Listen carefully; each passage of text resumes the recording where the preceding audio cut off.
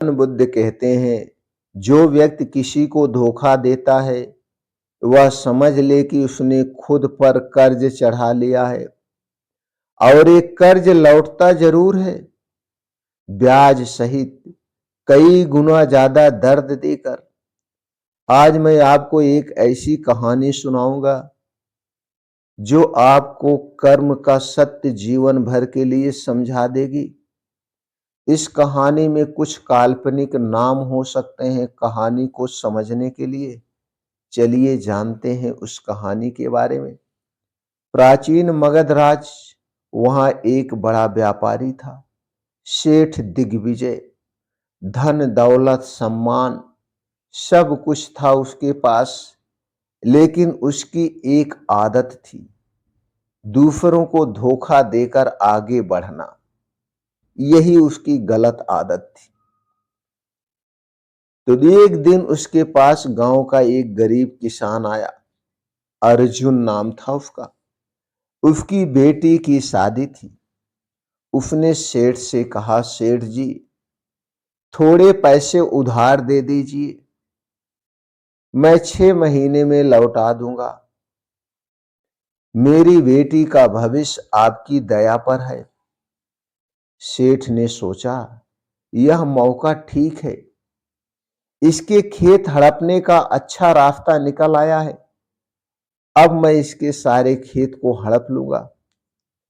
उसने अर्जुन से कहा, उधार मिल जाएगा पर ब्याज भारी लगेगा, और अगर समय पर पैसे ना लौटे तो तुम्हारी जमीन मेरी हो जाएगी, ये शर्त है।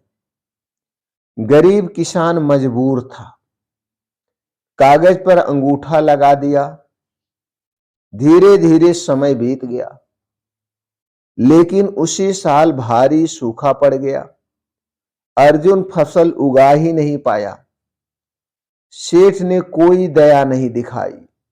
वह अर्जुन के घर आया और बोला, आपका समय खत्म हुआ, अब यह जमीन मेरी होगी। अर्जुन रोता रहा, गिड़गिड़ाता रहा। उसकी बेटी की शादी टूट गई, उसका घर बर्बाद हो गया। पर सेठ ने कहा, मुझे दूसरों के दुख से कोई मतलब नहीं है, मुझे दूसरों के दुख से कोई मतलब नहीं है, मुझे सिर्फ अपना फायदा चाहिए। उसने जमीन ले ली, और ऐसा करते करते उसने सारे परिवार को बर्बाद कर दिया। उसे लगा मैं जीत रहा हूं, लेकिन वह भूल चुका था कर्म का कर्ज। कर्म का कर्ज धीमे धीमे जमा हो रहा था।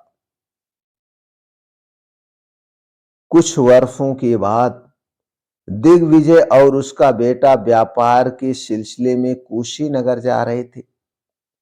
रास्ते में डकैतों ने हमला किया, सारा धन लूट लिया। उसका बेटा भी घायल हो गया। किसी तरह जान बचाकर दोनों भागते हुए एक गांव में पहुंचे। वहां के लोगों ने बताया, यहां भगवान गौतम बुद्ध ठहरे हैं। सेठ बुद्ध के पास पहुंचा, दुखी, टूटा हुआ। उसने कहा, भगवान मैंने जीवन भर मेहनत से कमाया था, जीवन भर बड़ी मेहनत से कमाया था, लेकिन सब लूट दिया, सब लुट गया, बर्बाद हो गया। आखिर मेरे साथ ऐसा क्यों हुआ? बुद्ध शांत स्वर में कहे, दिग्विजय कर्म कभी किसी का ऋणी नहीं रहता है, कर्म कभी किसी का ऋणी नहीं रहता है। तुमने जिन गरीबों को धोखा दिया, उनकी आहें तुम्हारे पीछे चलती रहीं, उनकी आहें तुम्हारा पीछा करती रहीं, और आज वो तुम्हारे पास लौट कर आ गई। सेठ घबरा गया, भगवान क्या मैं इस कर्म से बच सकता हूं? बुद्ध बोले, नहीं नहीं, कर्म से कोई नहीं बच सकता। जिसे तुम फायदा समझते हो वह असल में कर्जा था और आज तुमने उसका पहला ब्याज भर दिया है। बुद्ध ने आगे कहा, जब तुमने अर्जुन की बेटी की शादी तोड़ी थी, तब तुमने उसे तब तुमने उसके सुख से खेला था। आज तुम्हारे बेटे के जीवन पर संकट आया है। यह कोई संयोग नहीं है, यह कर्म का चक्कर है। यह कर्म का चक्र है जो चलता है। सेठ रोने लगा। उसने पहली बार जीवन में समझा, धोखा देना सफलता नहीं, यह आत्म विनाश की शुरुआत है। जो दर्द हम दूसरों को देते हैं, वही दर्द कई गुना बढ़कर लौटता है। बुद्ध ने उसे दया, क्षमा और सच्चाई का मार्ग अपनाने की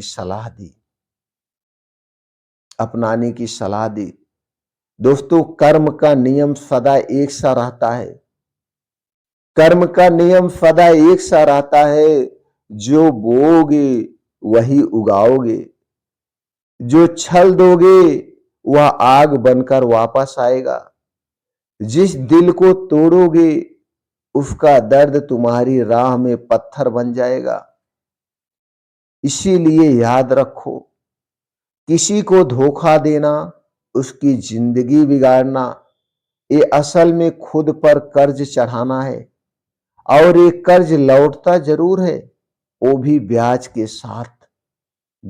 साथ। तो दोस्तों, ये कहानी आपको कैसी लगी हमें कमेंट सेक्शन में जरूर बताइए। और भगवान महात्मा बुद्ध के अनमोल विचार को हर घर तक पहुंचाने में हमारी सहायता करिए, वीडियो को शेयर करके। और कमेंट सेक्शन में लिखिए नमो बुद्धाय, नमो बुद्धाय।